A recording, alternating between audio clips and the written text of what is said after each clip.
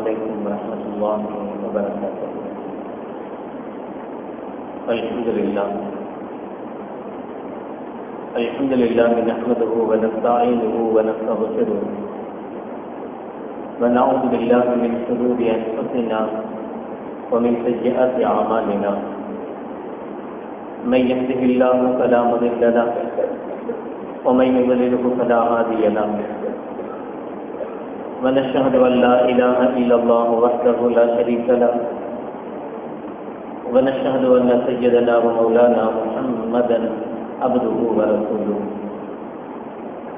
اللهم صل على سيدنا مولانا محمد طب القلوب ودوائها وعافية الأبدان وشفائها ونور الأبصار وضيائها وعلى آله وصحبه وسلم. أما بعد فقد قال الله تعالى في القرآن العظيم والفرقان المجيد: أعوذ بالله من الشيطان الرجيم. بسم الله الرحمن الرحيم. يا أيها النبي قل لأزواجك وبناتك ونساء المؤمنين يدنين عليهن من جلابيبهن ذلك أدنى أن يعرفن فلا يؤذين وكان الله غفورا رحيما. قال النبي صلى الله عليه وسلم: من لبس ثوب شهرة في الدنيا ألبسه الله مذلة يوم القيامة ثم ألهب فيه نارا. صدق الله مولانا العظيم وصدق رسوله النبي الكريم. سبحانك لا علم لنا إلا ما علمتنا إنك أنت العليم الحكيم.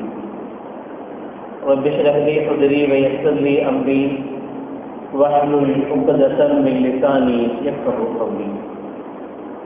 إن أريد إلا الإصلاح ما استطعت وما توفيقي إلا بالله. புகழ் அனைத்தும் அல்லாஹ் ஒருவனுக்கு உரித்தாகட்டுமாக.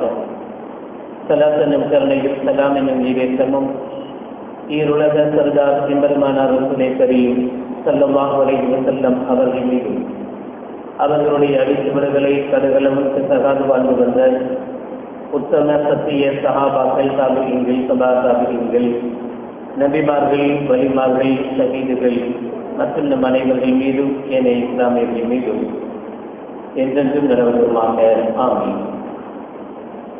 பெருமதிப்பிற்கும் மதிப்பிற்குரிய பெரியோர்களே, அல்லாஹ் நல்லடியார்களே, அல்லாஹ் ஜல்லஷானஹு வ தஆலா சூரத்துல் அஹ்ஸாப் 33வது அத்தியாயத்தில் 59வது திருவசனமாக சொல்லி காட்டுவார்: யா அய்யுஹன் நபியே குல்லி அஸ்வாஜிக வ பனாத்திக வ நிசாஇல் முஃமினீன். உங்களுடைய மனைவிமார்களுக்கும் உங்களுடைய பெண் மக்களுக்கும் முஃமினான பெண்களுக்கும் நீங்கள் சொல்லுங்கள்: யுதுனீன அலைஹின்ன மின் ஜலாபீபிஹின்ன. அவர்கள் தங்களின் மீது முகத்திரைகளை தொங்க விடட்டும். ذَلِكَ أَدْنَىٰ أَن يُعْرَفْنَ. அது அவர்கள் فَلَا يُؤْذَيْنَ. அவர்கள் நல்லவர்கள், பத்தினிகள் என்று அடையாளப்படப்படுவதற்கும் அவர்கள் பிறரால் தொல்லைக்கு உட்படுத்தப்படாமல் இருப்பதற்கும் அது காரணமாக அமையும். وَكَانَ اللَّهُ غَفُورًا رَحِيمًا. நிச்சயமாக அல்லாஹ் மன்னிக்கக்கூடியவனாகவும் கிருபையாளனாகவும் இருக்கிறான் என்று அல்லாஹ் ஜல்லஷானஹு வ தஆலா கண்மணி நாயகம் ஸல்லல்லாஹு அலைஹி வஸல்லம் அவர்களுக்கு கட்டளையிடுவார். ஒட்டுமொத்த பெண்களுக்கும் உண்டான ஒரு செய்தியாக அல்லாஹ் ஜல்லஷானஹு வ தஆலா இந்த செய்தியை பகிரங்கப்படுத்துகிறார். அவர்கள் தங்களுடைய முகங்களையும் மறைத்து வாழட்டும். அது ஃபலா யுதுனைன. அவர்கள் பிறரால் துன்புறுத்தப்படாமல் இருப்பதற்கு காரணமாக அமையும். முகம் நம்முடைய உடலில் என்ன நடக்கிறது, உடலுடைய மொழிகள் அனைத்தையும் முகம் பிரதிபலிக்கும். வைத்தவருக்கு முகம் தெரியும். நம்முடைய உடலில் எந்த பாகத்தில் வலி எடுத்தாலும் இல்லை உங்கள் ஃபேஸ் இன்னைக்கு சரியில்லையே, ரொம்ப டயர்டாக இருக்கிற மாதிரி தெரியுது, உடம்பு சரியில்லையா? உடம்பு சரியில்லை என்பதை முகத்தின் வழியாக தெரிந்து கொள்ள முடியும். ஒட்டுமொத்த முகமும் நம்முடைய உணர்ச்சிகளை வெளிப்படுத்தக்கூடிய இடம். நம்முடைய சந்தோஷத்தை வெளிப்படுத்துவது முகம், நம்முடைய துக்கத்தை வெளிப்படுத்துவது முகம், நம்முடைய ஆசைகளை வெளிப்படுத்துவது முகம். நம்ம ஒரு பொருள் சார்ந்துட்டு இருக்கிறோம், வேறொருவர் அந்த பொருளை வேற மாதிரி பார்த்தால் அந்த பார்வை மட்டும் சொல்லும், இவர் இதை விரும்புகிறார், இந்த பொருள் அவருக்கு தேவை இருக்கு, இந்த பொருள் அவர் சாப்பிட்டதே இல்லை போல தெரியுது, பட்டிக்கட்டா மிட்டாய் கடையை பார்த்த மாதிரி பார்க்குறாரு அப்படின்னு சொல்லுவோம். அப்போ அவருக்கு அந்த பொருளின் மீது ஆசை இருக்கிறது, இது அவருக்கு தேவைப்படுகிறது, இந்த பொருள் அவருக்கு ஆசை, அதை சாப்பிடணும் அப்படின்னா அந்த ஆசையை வெளிப்படுத்துவது முகம். முகத்தில் கண்டுபிடிச்சிடலாம், இவருக்கு தேவை போல தெரியுது, என்ன குறுகுறுன்னு பார்க்குறீங்க, வேணுமா அப்படின்னு கேட்டுருவோம். அதை கொடுக்கலாம், கொடுத்த பிறகு அதை சாப்பிட்டால் அதை வாயில வச்ச உடனே அவருடைய முகத்தில் ஏற்படுகிற அந்த முக பாவனைகளை வச்சு கண்டுபிடிச்சிடலாம், இந்த பொருளை இதுவரைக்கும் அவர் சாப்பிட்டதே இந்த பொருள் தெரியுது, இப்பதான் முதல்ல சாப்பிடுறாரு. அது வாயில வச்ச உடனே அவருடைய முகபாவனை இந்த பொருளை இதுக்கு முன்னாடி சாப்பிட்டுருக்கிறாரா இல்லையா, ஃபர்ஸ்டா சாப்பிடுறாரா, எப்படி சாப்பிடுறாரு, இல்லைன்னா ரொம்ப காலமா இதை சாப்பிட்ட ஆளு அவர்கிட்ட கொண்டு போய் ஒரு பொருளை கொடுத்த உடனே இது அசலா இல்லை, இது வேற மாதிரி இருக்கும் டேஸ்ட், இது செய்யவே தெரியல உங்களுக்கு அப்படின்னு சொல்லிடுறாரு. அப்ப இந்த முகம் எப்படிப்பட்ட ஒரு இடம் என்றால் உங்களுடைய ஒட்டுமொத்த உணர்ச்சிகளையும் கொட்டும் இடம் முகம். எனவே அல்லாஹ் சுப்ஹானஹு பெண்கள் குறித்து பேசுகிற போது உங்களுடைய முகங்களை மறைத்துக் கொள்ளுங்கள் என்கிறார். காரணம், உங்களுடைய முகத்தை பார்த்து உங்களுடைய உணர்ச்சிகளை எடைபோட முடியும். பலரும் உங்களுடைய உணர்ச்சிகளை உங்களுடைய முகத்தை பார்த்து எடைபோட முடியும். எனவே உங்களுடைய முகங்களை வெளிப்படுத்தாதீர்கள், மறைத்து வாழுங்கள் என்கிறார். அதனால்தான் என்னவோ இன்று ஏற்பட்டிருக்கிற ஒரு பெரிய பிரளயம், பொள்ளாச்சியில் ஏற்பட்ட ஒரு பெரிய விஷயம் பூதகரமாக வெளிப்பட்டிருக்கிற நிகழ்வு. பிப்ரவரி மாதம் 12ஆம் தேதி கிட்டத்தட்ட ஒரு பெண் தனக்கு ஏற்பட்ட ஒரு நிகழ்வை வெளிப்படுத்துவது ஒரு மாதத்திற்கு பிறகு. பிப்ரவரி 12ஆம் தேதி தனக்கு ஏற்பட்ட ஒரு மோசமான ஒரு சூழலை தன்னுடைய பெற்றோர்கள் வாயிலாக வெளிப்படுத்தி கடந்த மாதம் 24ஆம் தேதி அது போலீஸ் ஸ்டேஷன்ல கேஸா வரும். ஆனால் இந்த மாதம் 12ஆம் தேதி 13ஆம் தேதி தான் அது விஸ்வரூபம் எடுக்குது. அது பெரிய பிரச்சனையாக அது அது உருமாறி போகணும். ஆனால் நடந்தது கடந்த மாதம். ஆனால் கடந்த மாதம் தனக்கு ஏற்பட்ட ஒரு செயலை ஒரு பெண் தெரிவிக்கிறார். அந்த தெரிவிக்கிறதுடைய பின்விளைவுகளில் ஏற்பட்ட நிகழ்வுகள் நாம் எல்லாம் இது நேரம் வரைக்கும் லைவ் நியூஸாக, பிரேக்கிங் நியூஸாக பார்த்து கொண்டு வருகிற அந்த பொள்ளாச்சியினுடைய சம்பவங்கள். இது எங்கே ஏற்பட்டது, இந்த விளைவுக்கு என்ன காரணம் என்றால் அதுக்கு முகம்தான். ஃபேஸ்புக் முகநூல் பக்கம் கிட்டத்தட்ட ஒரு மனிதனுடைய எல்லா உணர்ச்சிகளையும் எப்படி முகம் கொட்டுகிறதோ, முகத்தின் வழியாக அவன் யார், நல்லவனா கெட்டவனா, அவனுடைய பார்வை எப்படி இருக்கிறது, இவன் பார்க்குற பார்வையே தெரியலையே, சென்று பேர மாதிரி இருக்கிறான, கொஞ்சம் உஷாரா இருக்கணும் போல தெரியுது அப்படின்னு அந்த பார்வையை வச்சு நாம எதை உணர்றோம், இவன் சென்று போய, இவன் நல்லவன், இவரை நம்பி இந்த பொருளை ஒப்படைச்சிட்டு போலாம் என்பதை முகத்தை பார்த்து கண்டுபிடிக்கிறோம்ல. அதே போலத்தான் ஒரு மனிதன் நல்லவனா கெட்டவனா, அவன் திருட்டு போயலா மோசமானவனா என்பதை கூட அவனுடைய முகநூலை வைத்து கணிக்க முடிகிறது. முகநூல் பக்கத்தை வைத்து இவனுடைய நடவடிக்கைகள் என்ன என்பதை தெரிந்து கொள்ள முடிகிறது. நாம தெரிஞ்சுக்கிறோமோ இல்லையோ, கம்ப்யூட்டரும் அந்த முகநூல் பக்கங்களும் நம்மள நல்லதே புரிஞ்சிருச்சு. நாம எந்த ஒன்றை அதிகமாக பார்க்க ஆசைப்படுகிறோமோ அது எங்கெல்லாம் இருக்குமோ அங்கெல்லாம் தேடி கொண்டு வந்து நம்மிடத்தில் தருகிறது. இதுதானே நீ தேடுற, இதுதானே உனக்கு வேணும், நீ இதுதானே அதிகமா பார்ப்ப, இந்தா.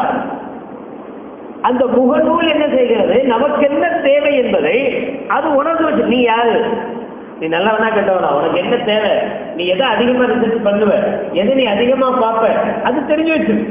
அது தெரிஞ்சு அது நமக்கு தேவையானதை கொண்டு வந்து கொட்டுகிறது.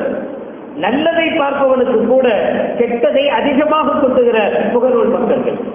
முகநூல் பக்கத்தில் ஒருவருடைய செய்தியை அதிகமாக நாம் லைக் இடுவதன் மூலமாகவோ, ஒருவருடைய செய்தியை அதிகமாக ஷேர் செய்வதன் மூலமாகவோ இவருக்கு இந்த செய்தி, இது மாதிரியான செய்தி அதிகம் பிடிக்கும் என்பதை புரிந்து கொள்ள முடியும்.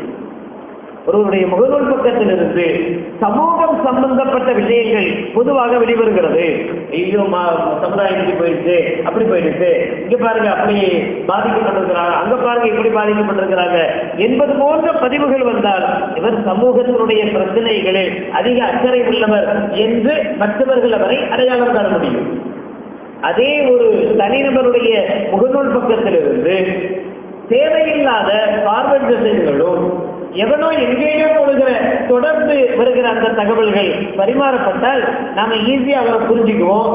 இந்த அளவுக்கு சொந்தமா இருக்கிற வக்கனையே கிடையாது, சொந்தமா ஒருத்தர் எழுத மாட்டேங்கிறாரு, இவர் இத்தனை ஆண்டு காலமாக இவருடைய நட்பு வட்டாரத்தில் நாம் இருக்கிறோம், ஒரு நாள் கூட சொந்த கருத்தை இவர் பதிவிட்டதே கிடையாது, அவன் இதை சொன்னா இவன் இதை சொன்னா இதைத்தான் போடுவாரு. அப்போ ஒருவரை பற்றி உண்டான நிகழ்வை இவர் நல்லவரா கெட்டவரா, எழுத தெரிந்தவரா எழுத்தாளரா பேச்சாளரா, இவர் கவிஞரா இல்ல ஒன்றும் தெரியாத முட்டாளா என்பதை கூட முகநூல் பக்கம் வெளிப்படுத்துகிறது. பொள்ளாச்சியில் ஏற்பட்டிருக்கிற இந்த மோசமான நிகழ்வுகளுக்கு மூல காரணமாக இருந்தது இந்த பேஸ்புக், இந்த முகநூல் பக்கங்கள். முகநூல் பக்கங்கள் வழியாக இன்னும் சொல்ல போனால் இது மாதிரியான எவ்வளவு பிரச்சனைகள் தொடர்ந்து வந்து கொண்டே இருக்கிறதோ, இந்த தொடர்ந்து வருகிற பிரச்சனைகள் எல்லாம் பெண்கள் அவர்கள் இருக்கிற இடத்தில் அவர்களை தேடி வந்தவைகள் குறைவு. இது மாதிரியான விஷயங்கள் பெண்களை தேடி ஒரு தவறு நடக்கிறது என்றால் அது பாலின பிரச்சனையாக இருப்பதில்லை. அப்படி இருந்தால் அது சிறுமிகளாக குழந்தைகளாக, அந்த குழந்தைகளை காமக்குடூர்களாக இருப்பவர்கள் செய்த நிகழ்வுகளாக இருக்குமே தவிர இது மாதிரியான பொது நிகழ்வுகளை பொறுத்தவரை இந்த விஷயங்கள் பெண்களை தேடி போவதல்ல, பெண்கள் அவர்களாக தேடி வந்து விழுவது. உள்ளாட்சியில் நூற்றுக்கணக்கான பெண்கள் என்று ஒரு செய்தி சொல்கிறது.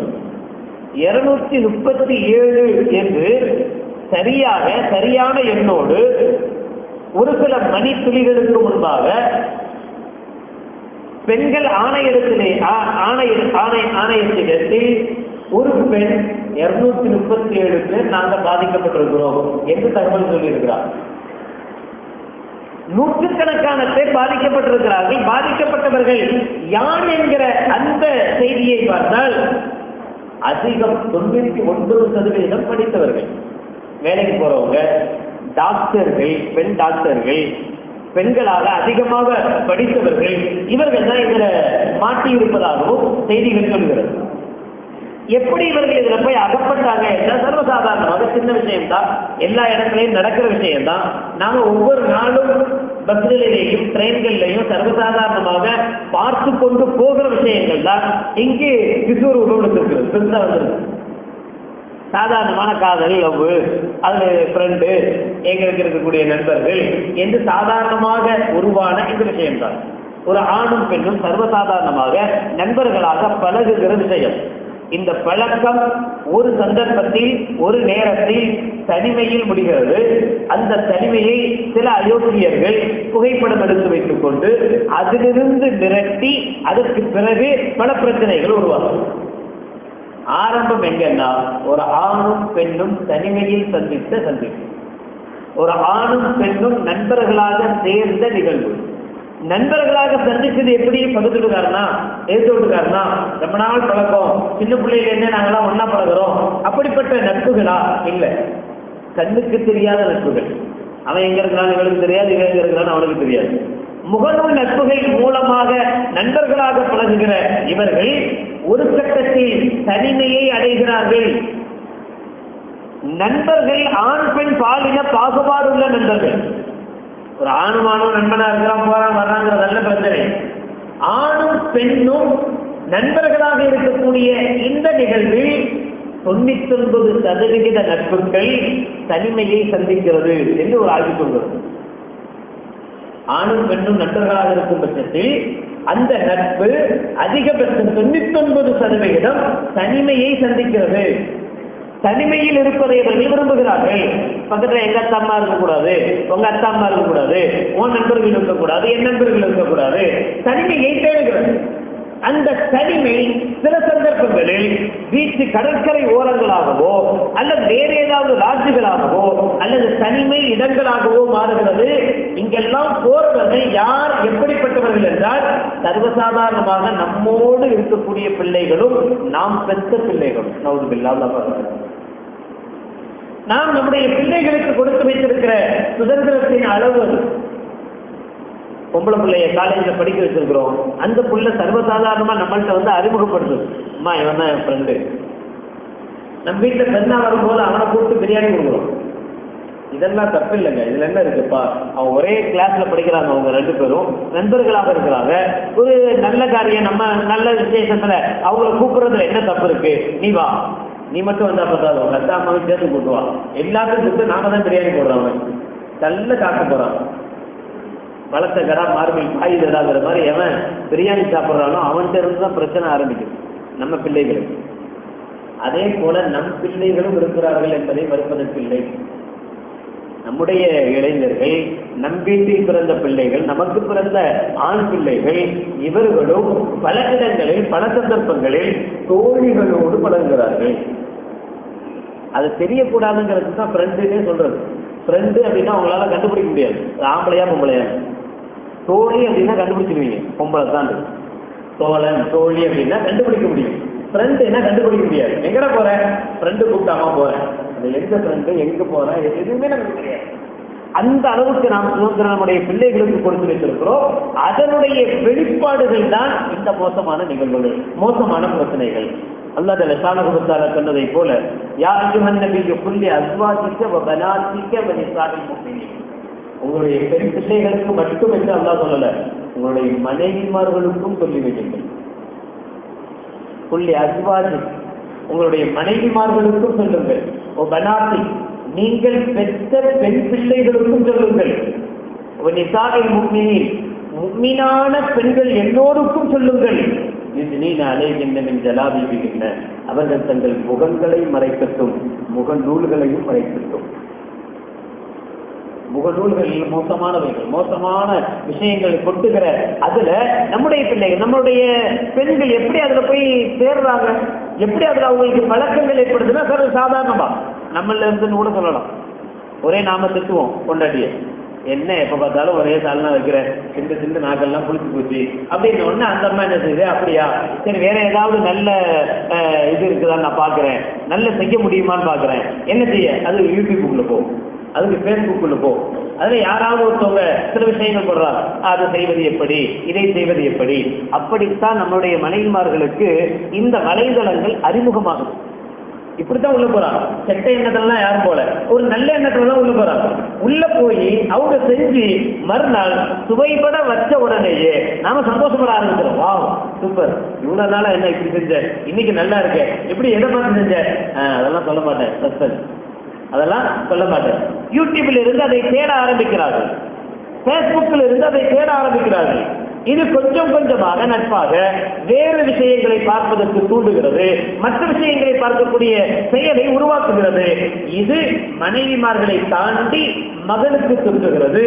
மகள், மனைவி அவள் வயதானவள் என்றால், வயதை தாண்டியவள் என்றால் அவளுக்கு ஒரு கட்டுப்பாடு இருக்கும். ஒருவேளை அவள் தன்னை தற்காத்துக் கொள்ள முடியும். ஆனால் பிள்ளைகளாக, மகள்களாக இருக்கக்கூடிய, இளவயதில் இருக்கக்கூடிய பிள்ளைகள் இது மாதிரியான விஷயங்களை தெரியாமல் அதில் வீழ்ந்து அதில் அகப்பட்டுக் கொள்கிற கஷ்டங்களை நாம் பார்க்கிறோம்.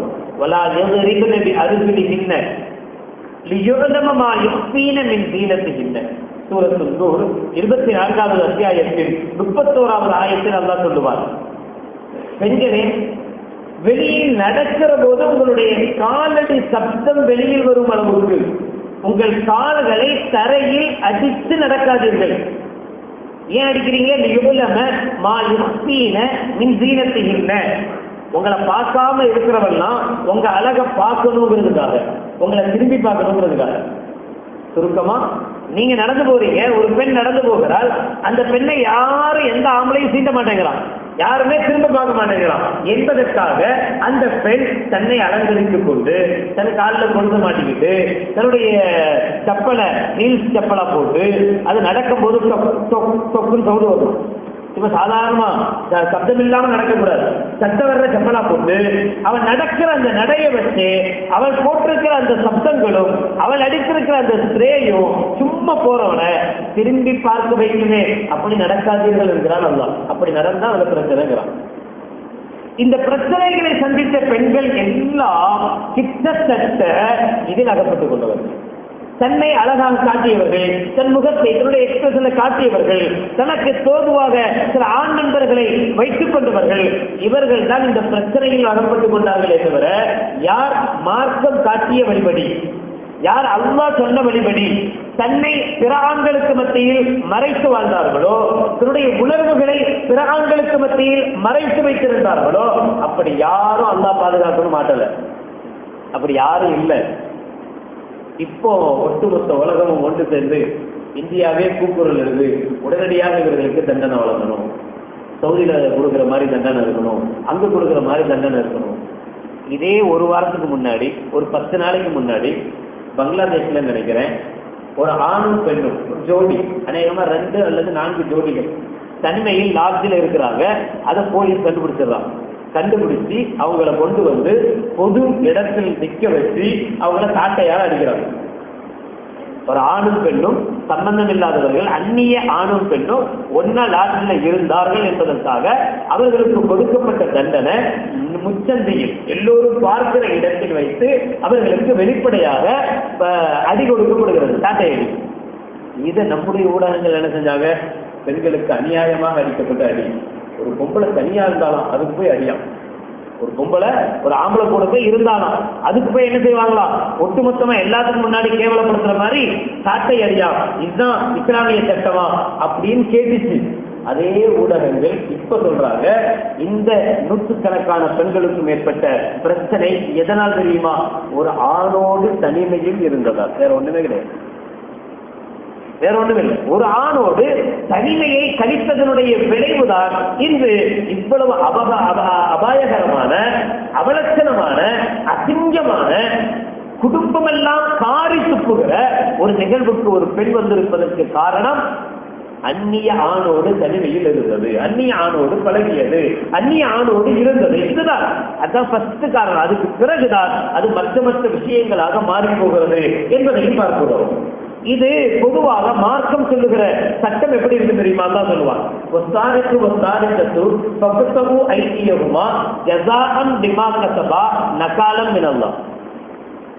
ஒருத்தர் திருடுனா, ஆம்பளையா இருந்தாலும் சரி பொம்பளையா இருந்தாலும் சரி, திருடுனா அந்த திருடனுக்கு உண்டான தண்டனையை கொடுங்க. பக்கத்தவோ ஐனியகுமா, கையை வெட்டுங்க. இந்த கையை வெட்டுறது எதுக்கு?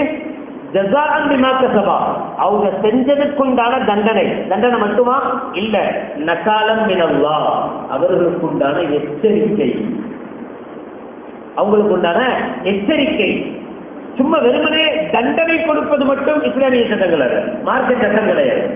அந்த தண்டனையிலிருந்து படிப்பினை பெற்று வெளியில வரணும், தடுக்கணும். அடுத்தவன் செய்ய முடியாத அளவுக்குண்டான தண்டனையா இருக்கும், படிப்பினையான தண்டனையா இருக்கும், வெறும் தண்டனையாக இருக்கக்கூடாது. ஜெயில கொண்டு போய் 10 வருஷம் போட்டோம், என்ன நடக்கும்? ரொம்ப ஜாலியா கழிச்சுட்டு வருவான். கொஞ்சம் கஷ்டப்படலாம், வீட்டில் கிடைக்கிற பொன்னி சோறு கிடைக்காம இருக்கலாம், பொன்னி அரிசி கிடைக்காம இருக்கலாம். அதுவும் இப்ப எல்லாம் சர்வசாதாரண பிரியாணியே கிடைக்குதுங்கிறாங்க. ஒருவேளை கஷ்டப்பட்டால் அந்த சின்ன கஷ்டங்கள் அதோட வெளியில வந்த பின்னாடி அவனை மாற்றுகிற தண்டனையாக அந்த தண்டனை இருக்கிறது இல்லை. இவர்களுக்கு எப்படிப்பட்ட தண்டனை வேண்டும் என்றால், மார்க்கம் சொல்லுகிற, இஸ்லாம் வழிகாட்டுகிற, இவனுக்கு கொடுக்கிற தண்டனையை பார்த்து அடுத்தவனுக்கு இந்த தைரியம் வராத அளவுக்குண்டான தண்டனையாக இருக்கும். அதுதான் அல்லாஹ் நகாலம் மினல்லாஹ் என்று சொல்கிறார். அல்லாஹ்விடமிருந்து உண்டான எச்சரிக்கையாக, பயமாக, மற்றவர்கள் பயப்படும், இதை பார்த்து மற்றவர்கள் பயப்படுகிற அளவுக்கு உண்டான தண்டனையாக அந்த தண்டனை இருக்க வேண்டும் என்று போயிட்டு 4 நாள்ல ஜாமீன் வர்ற தண்டனையாக இருக்கக்கூடாது. அப்படி இருந்தால் அந்த பயம் இருக்காது. பொதுவாக இதில் சம்பந்தப்பட்டவர்கள் பெரிய இடத்து பிள்ளைகள் என்கிற இன்னொரு செய்தியும் கவனிக்கப்பட வேண்டியது. சும்மா சாதாரணமாக விட்டுட்டு போறதல்ல. ஒரு பெண்ணை ஒரு ஆண் பலாத்காரம் செய்யறான் அப்படின்னா அது அவனுடைய காம உணர்ச்சி, அவன் கெட்டு போயிட்டான் என்பதை தாண்டி இந்த பொள்ளாச்சியினுடைய இஷ்யூ அது மாதிரியான ஒரு இஷ்யூ கிடையாது. ஒரு ஆணுக்குண்டான ஒரு காம ஒரு இச்சையை தீர்த்துக் கொள்வதற்குண்டான ஒரு வழிமுறை இவன் அப்படி நடந்துகிட்டான் என்பது போன்றதல்ல. அதை தாண்டி அல்லாஹ் பாதுகாக்கணும். அதன் மூலமாக மிரட்டல்கள், அதன் மூலமாக பல நாள் உண்டான தொடர்புகள், அந்த பெண்களை பலருக்கு சப்ளை என்பது போன்ற ஒரு மோசமான சூழலை இது ஏற்படுத்தி இருக்கிறது. நமக்கெல்லாம் பயம் ஒன்னே ஒண்ணுதான், அல்லாஹ் பாதுகாக்கணும். அந்த லிஸ்ட்ல எந்த லா இலாஹா இல்லல்லாஹ் சொன்ன மாணவனும் இல்லை. இனி அப்படி ஒரு சூழல் வராமல் இருப்பதற்குண்டான முயற்சியை நாம் எடுக்க வேண்டியது இருக்கிறது. இப்பவும் சொல்கிறேன், பள்ளியில் வைத்து பேசுகிற இந்த பேச்சினுடைய யதார்த்தத்தை நீங்கள் புரிந்து கொள்வீர்கள் என்று நம்புகிறேன். உண்மையில் சத்தியமாக நம் பிள்ளைகள் எல்லாம் யோக்கியர்கள் என்று நிச்சயமாக நம்மால் சொல்ல முடியும். நம்ம பிள்ளைங்களா ரொம்ப நல்ல பிள்ளைங்க, தாய்லாத தலைமை சொன்ன பிள்ளைங்களா, எந்த தப்பு பண்ணாதவங்க, நம்மளால கண்டிப்பா சொல்ல முடியும். ஒவ்வொரு நாளும் நமக்கு பயம் இருக்கு. இந்த செய்திகள் வந்த உடனேயே அந்த செய்திகளுடைய அந்த பெயர்களை பார்க்க ஓடும். அந்த பெயர்கள்ல எங்க நம்மளுடைய பிள்ளைகளுடைய பெயர் வந்துருமோ அப்படின்னு பதபதைக்கு உள்ளோம். எல்லாம் பாதுகாக்கிறதே அப்படி யாருடைய பேர் வந்துடக்கூடாது, யாருடைய பேர் அந்த சூழல்ல வந்துடக்கூடாது என்கிற அச்சம் வருது, பயம் வருது. ஏன் அந்த பயம் வருவது தெரியுமா? நம்முடைய பிள்ளைகளுடைய செயல்பாடுகளும், நம்முடைய பிள்ளைகளுடைய இளைஞர்களுடைய எண்ணங்களும், அவர்களுடைய நடவடிக்கைகளும் உண்மையிலே நம்மளை அதிகமாக பயத்துக்கு உள்ளாக்குகிறது. நம்முடைய பிள்ளைகளில் ஒரு சிலர் அப்படிப்பட்ட சூழலில் இருக்கிறார்கள். பெற்றவர்கள் அதை பாராமுகமாக இருந்துவிடக்கூடாது. அல்லாஹ் பாதுகாக்கணும். அவர்களை இப்போதே அடையாளம் கண்டு அந்த பிள்ளைகளை மீட்டெடுக்கிற நடவடிக்கைகளில் நாம் இறங்க வேண்டும். அவர்களுக்கு உண்டான எச்சரிக்கையை கொடுக்கணும், அல்லாஹ்வை பற்றி உண்டான பயத்தை கொடுக்கணும். அது இல்லாதவர்களுடைய விளைவுகள் தான் இது எல்லாமே. ஆண் பிள்ளைகளாக இருந்தாலும் சரி, பெண் பிள்ளைகளாக இருந்தாலும் சரி, இப்படி ஒரு தவறான கட்டத்தை அடைவதற்கு காரணமே அல்லாஹ்வுடைய ரசூலுடைய பயம் இல்லாமல் போடும். அதற்கு மிக முக்கியமான காரணம் நம்முடைய பிள்ளைகளை மஜ்லிஸ்கள்ல, பயான்கள்ல கொண்டு வந்து சேர்ப்பதும் கேட்க வைப்பதும் குறை. 4 வயசு பையனை பள்ளிவாசலுக்கு கூட்டு வரணும்னு நினைக்கிறோம்ல, என் புள்ள பள்ளிவாசலுக்கு வரணும், என் புள்ள தொழுவணும் அப்படின்ட்டு 3 வயசு நிறைஞ்சிருக்கிற புள்ள, 4 வயசு நிறைஞ்சிருக்கிற பிள்ளையெல்லாம் பள்ளிவாசல் கூட்டு வரும். இது தேவையில்லாதது. 7 வயசுலதான் பள்ளிவாசல் கூட்டுவாங்கன்னு சொல்லலாம்னு சொல்றாங்க. 10 வயசான அடிச்சு இழுத்துட்டு வாங்கிறாங்க. ஆனா 10 வயசான புள்ள வெளியில சுத்திக்கிட்டு இருக்கான். 3 வயசான பிள்ளையும் 4 வயசான பிள்ளையும் பள்ளிவாசல்களை கூட்டு வர்றோம். அதுக்கு ஒன்றும் போடுறதும் இல்லை. அவன் பாட்டில் இங்கே யூரின் கல்ச்சர் தான், அதை போதை நாள் கழுவ வேண்டியது இருக்கு. அல்லது தொழுதுகிட்டு இருக்கும் போதே இங்கே எங்க அவன் பாட்டை ஓடிக்கிட்டு இருக்கான். மற்றவர்களுடைய சிந்தனைகள் எல்லாம் மாற வேண்டிய சூழல்கள் ஏற்படுது. யாரை கூட்டு வரணுமோ அவங்கள கூட்டு வர மாட்டேங்கிறோமே. இளைஞர்கள் அவசியமாக வரணும், கேட்கணும், அவங்கள நம்ம மாற்றணும், அவங்களுக்கு சொல்ல வேண்டிய விஷயங்கள் இருக்கு. ஆனா அவங்க இந்த நேரத்தில், கடைசி நேரத்துல வந்து அல்லாஹ் அக்பர் தக்பீர் கட்டி சலாம் கொடுத்துட்டு போற ஜும்மாவை நிறைவேற்றுகிற இளைஞர்கள் தானே நம்ம வீட்டு பிள்ளைகளாக இருக்கிறாங்க. நம்ம வீட்டு பிள்ளைகள் ஜும்மாவுக்கு முன்னாடியே வரலையே, இந்த விஷயங்கள் அவங்களுக்கு சொல்ல முடியலையே, கேட்கறதுக்கு உண்டான வாய்ப்புகளை நம்ம ஏற்படுத்தி அவங்களுக்கு கொடுக்கலையே. ஆனா 3 வயசு பிள்ளைய மட்டும் 12 மணிக்கே நாம வரும்போது கூட்டு வந்து உட்காருது. அந்த பிள்ளைகள் ஓடுவது, அடுத்தவர்களுடைய தொழுகைக்கு இடையூறாக இருப்பது. தயவு செய்து 7 வயதுக்கு குறைந்த பிள்ளைகளை பள்ளிவாசல் கூட்டு வரணும்னு நினைக்காதீங்க. அது தேவையில்லாதது, அவசியம் இல்லாதது. வீட்டுல தொழுகைக்கு பழகுங்க. அம்மா தொழுகிறாங்களா, பாப்பா கூட இருந்து தொழுவுன்னு சொல்லுங்க. 3 வயசு குழந்தை, 4 வயசு குழந்தை சேர்ந்து இருந்து சொல்லுங்க. 7 வயதில் உள்ள ஆண் குழந்தைகளை பள்ளிவாசல் கூட்டுவாங்க. பள்ளிவாசலம் தொழட்டும், அவன் பழகணும். 10 வயசாகியும் தொழலையா, அடிச்சு இழுத்துட்டு வாங்க. யாராவது ஒருத்தர் 10 வயசு பிள்ளையை கரகரன்னு எடுத்துட்டு வர்ற ஒரு தகப்பனை நம்மால் பார்க்க முடிகிறதா?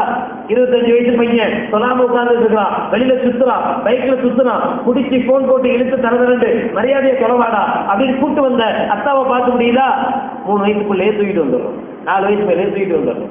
தயவுசெய்து இந்த நிலைகளை மாற்றுகிற போதுதான் நம்முடைய இளைஞர்களை நம்மால் காப்பாற்ற முடியும். அல்லாஹ் ஜல்ல நம் பயங்களை அறிந்தவன். பயத்தின் தூடுவாக அதுபோன்று ஒரு பயம் நடைபெறாமல் அல்லாஹ் ஜல்ல பாதுகாத்து அனுபவிவானாக. குறிப்பாக லா இலாஹா இல்லல்லாஹ் கலிமாவை சொன்ன பிள்ளைகளை அல்லாஹ் பாதுகாத்து அனுபவிவானாக. ஆண் மக்களையும் பெண் மக்களையும் அவர்களுடைய கற்புகளையும் அல்லாஹ் ஜல்ல காத்து அனுபவிவானாக. எந்த நிலையிலும் எந்த சூழலிலும் மார்க்கத்திற்கும் சமூகத்திற்கும் தலைகுறிவை ஏற்படுத்துகிற எந்த நிலையிலும் எந்த காரியத்திலையும் ஈடுபடாத நல்லவர்களாக நம்மவர்களையும் நம் பிள்ளைகளையும் அல்லாஹ் ஷானஹு வ தஆலா புரிவானாக. வாஹர் தஅவானா அல்ஹம்துலில்லாஹி ரப்பில் ஆலமீன். அஸ்ஸலாமு அலைக்கும் வரஹ்மத்துல்லாஹி வ பரகாத்துஹு.